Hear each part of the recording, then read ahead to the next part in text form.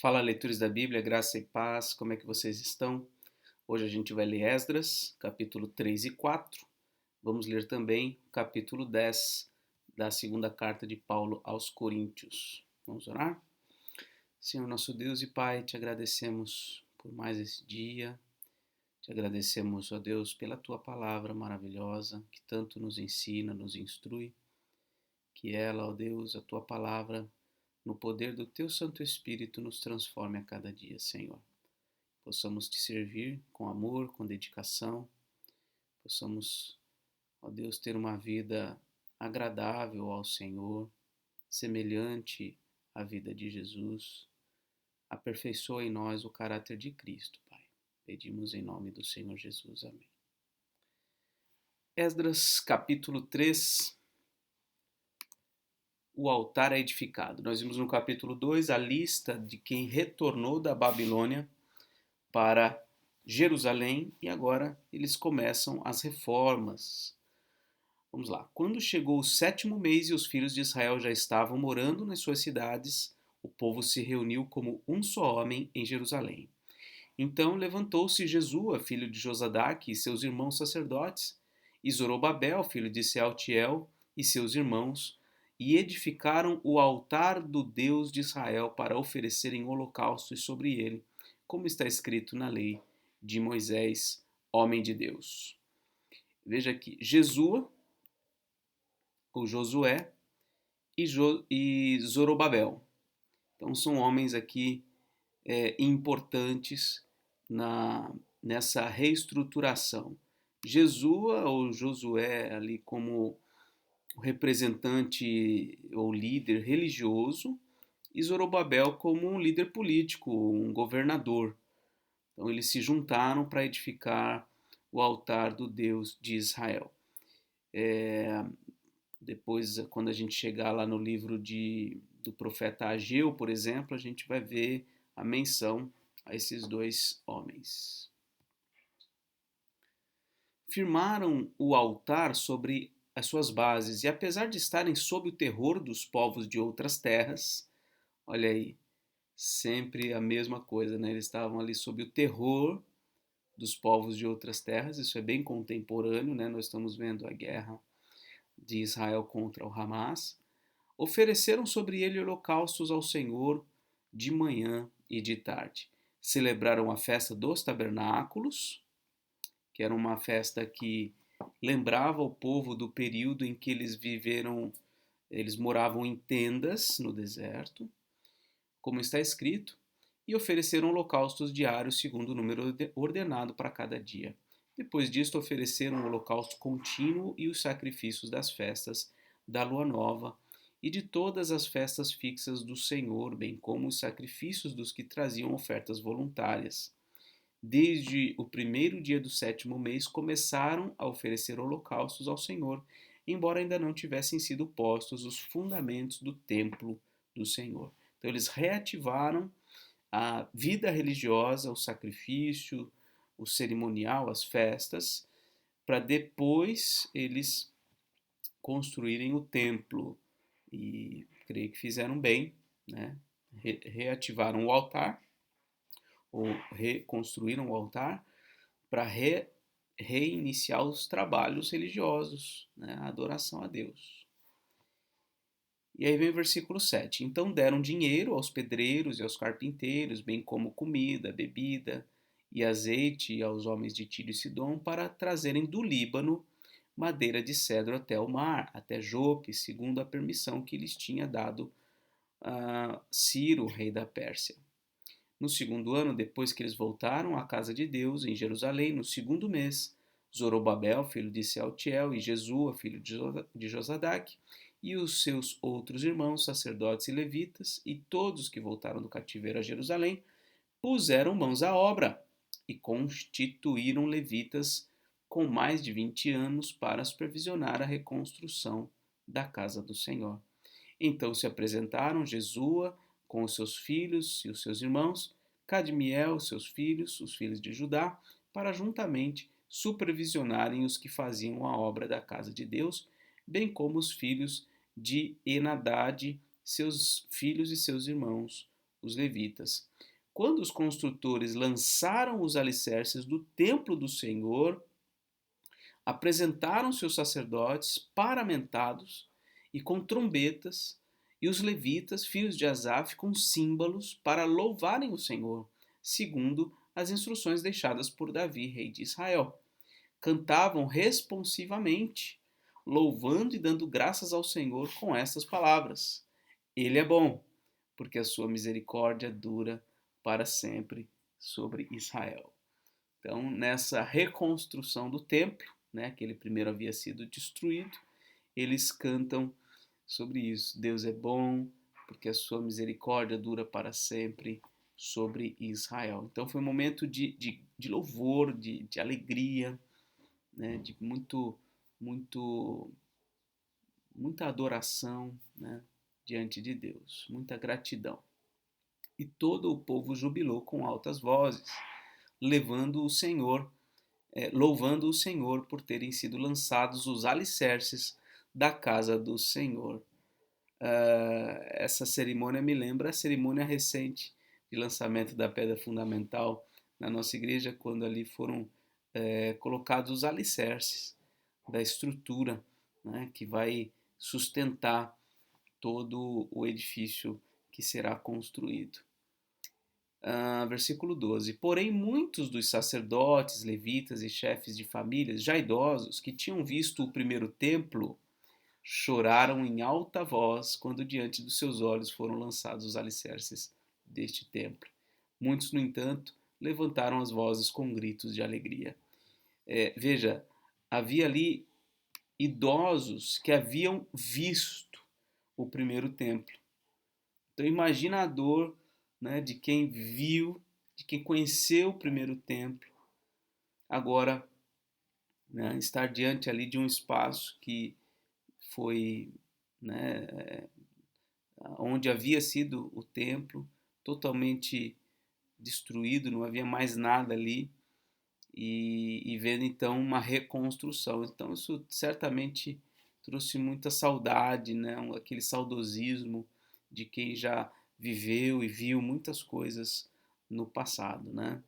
Mas muitos se alegraram com tudo isso.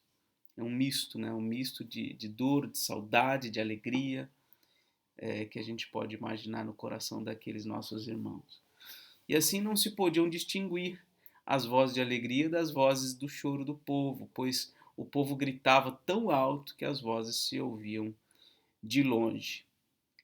Mas, como nem tudo são flores, capítulo 4, os inimigos fazem parar as obras.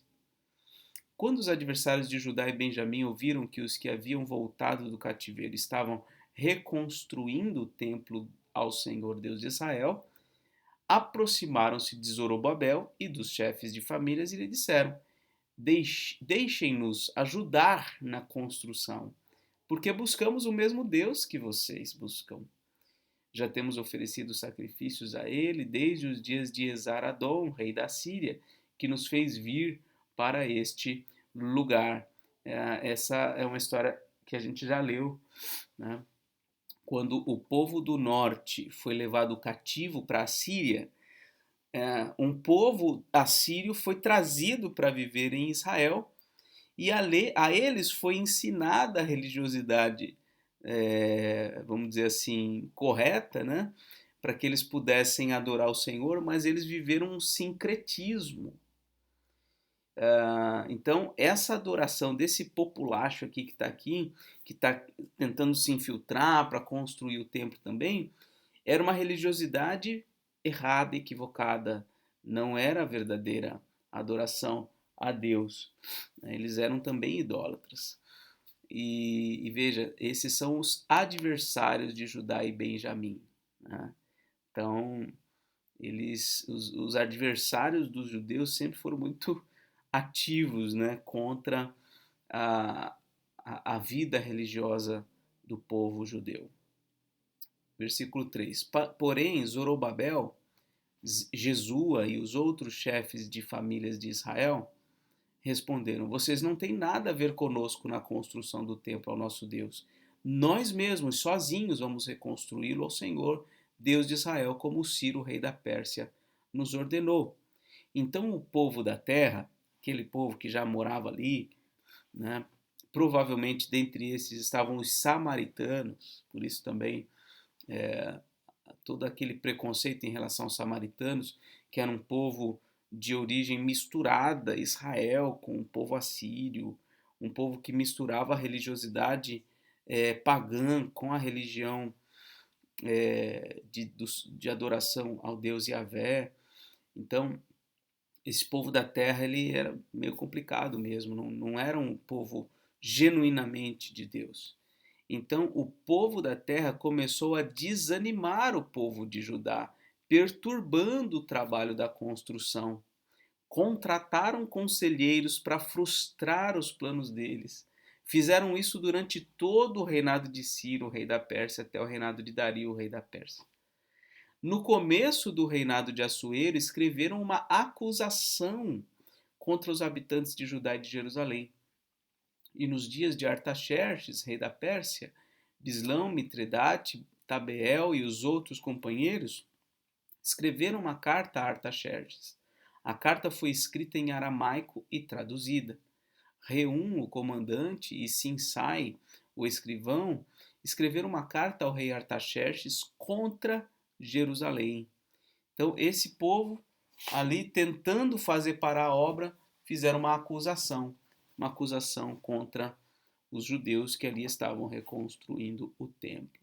Os que escreveram foram Reum, comandante Sinzai, o escrivão e os outros companheiros, Dinaitas, Afarsaquitas, Tarpelitas, Afarsitas, Arquevitas, Babilônios, Susanquitas, Deavitas, Elamitas e outros povos, que o grande e afamado Osnapar deportou e fez habitar na cidade de Samaria, olha ali, Samaria, e em outros lugares deste lado do Eufrates.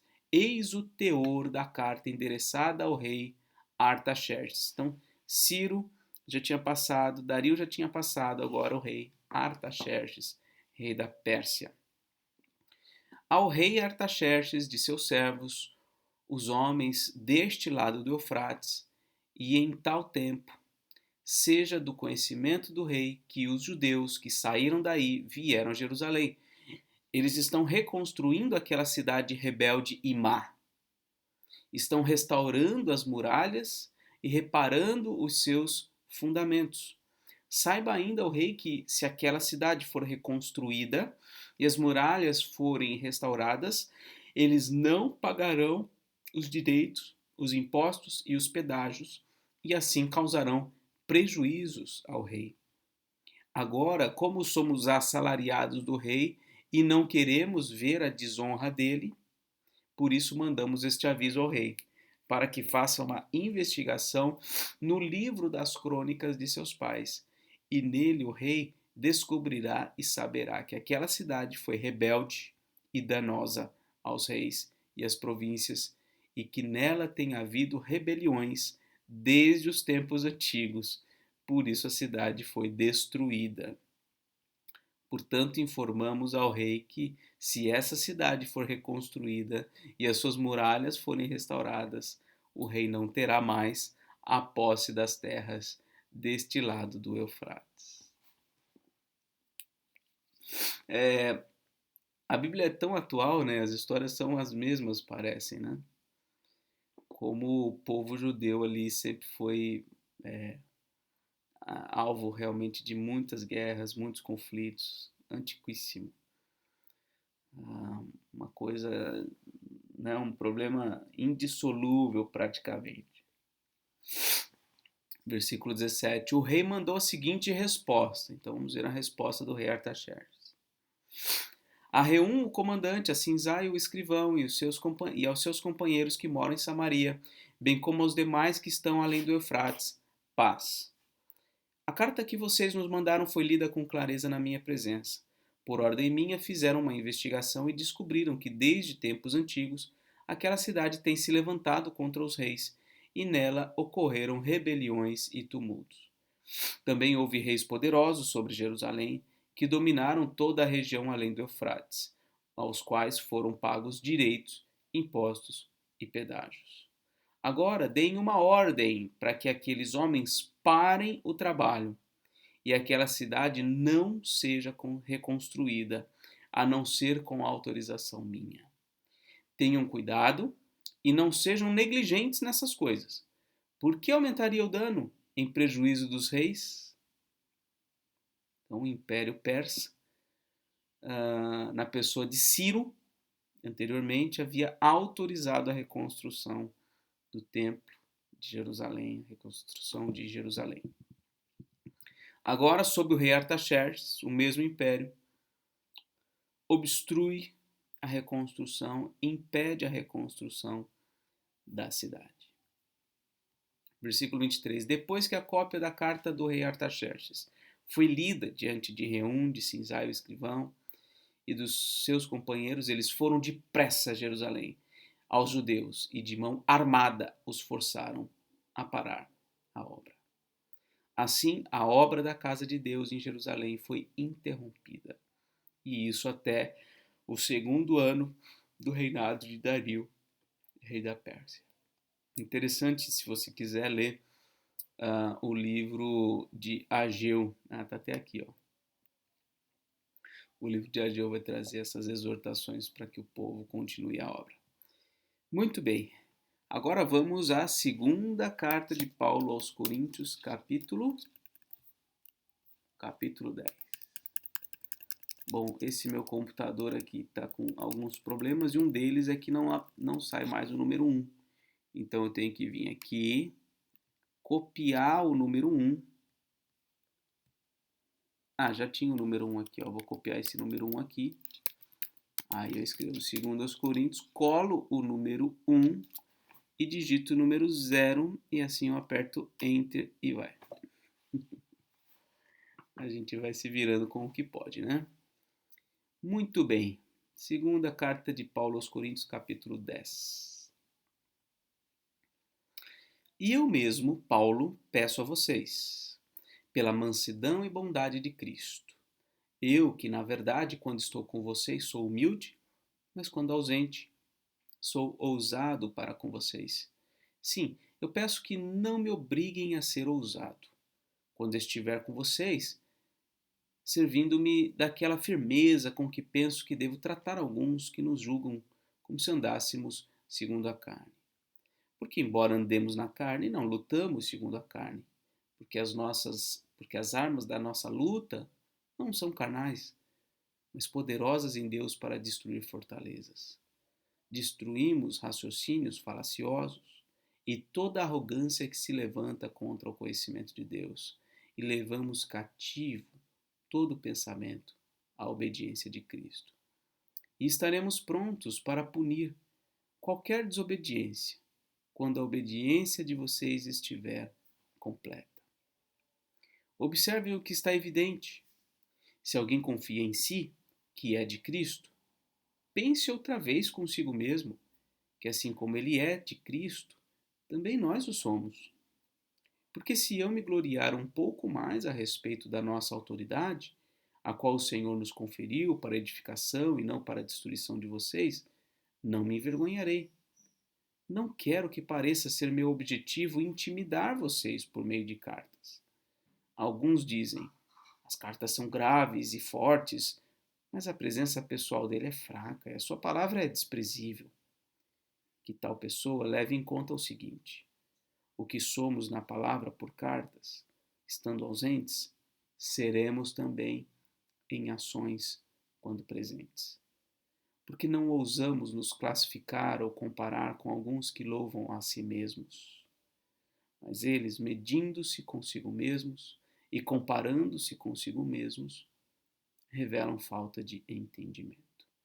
Paulo está aqui já num trecho, né, um pouco mais tenso, dizendo que, se for necessário, ele vai ser duro com a igreja. Ele é o plantador daquela igreja, ele tem que reivindicar a sua autoridade sobre a igreja, porque essa autoridade estava sendo questionada por alguns rebeldes. E existem, eventualmente, nas igrejas, ovelhas mais rebeldes do que outras, que por vezes se levantam contra a autoridade daqueles que Deus colocou sobre a igreja com autoridade nas Escrituras para conduzir o povo de Deus, né? E Paulo está dizendo, olha, alguns acham que eu tenho uma presença fraca, uma palavra desprezível, mas olha, se for necessário, eu vou lidar com vocês de uma maneira mais severa, mais dura, né? Porque os insensatos precisam ser calados, precisam ser postos nos seus lugares, para que a igreja não seja prejudicada. Versículo 13. Nós, porém, não nos gloriaremos além da medida, mas respeitamos o limite da esfera de ação que Deus nos demarcou e que se estende até vocês, porque não ultrapassamos os nossos limites, como se não devêssemos chegar até vocês, pois já chegamos até vocês com o Evangelho de Cristo.